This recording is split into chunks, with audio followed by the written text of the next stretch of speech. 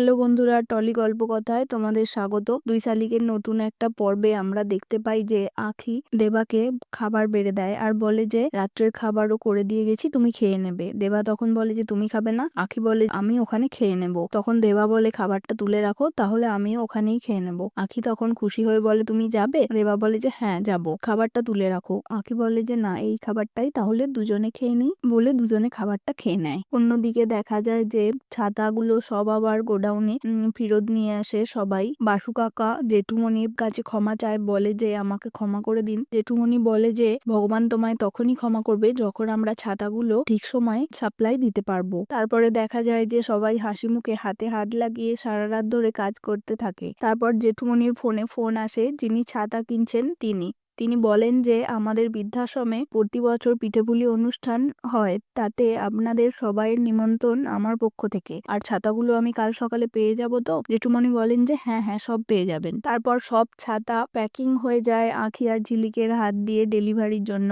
তারপরে জেঠুমনি বলে যে সবাই রেডি হয়ে চলে আসো, আমাদেরকে পিঠেপুলি অনুষ্ঠানে যেতে হবে। তখন দেবা বলে যে আমরা ছাতা বাড়ি যাব না, আমরা রেডি হয়ে একেবারেই পিঠেপুলি উৎসবে যাব। এদিকে ঝিলিকের মা তো প্রচুর খুশি যে তার মেয়ে হিরোইন হবে, এই বলে তার জন্য গাড়ি সাজানো হয়, তাকে পিঠেপুলি উৎসবে ওই গাড়ি করে নিয়ে যাওয়া হবে বলে। অন্যদিকে পিয়ারকে পুলিশকে বলে সারা রাত বসিয়ে রেখেছেন, আপনি যা বলেছেন তার উত্তর দিয়েছি, এবার আমি বাড়ি যাব। তখন পুলিশ বলে যে বাড়ি কি করে যাবেন? আপনার উকিলও তো চাননি যে আপনি কাল রাতে ছাড়া পান। পিয়ারকে বলে যে আমি কোনো উকিল বলিনি।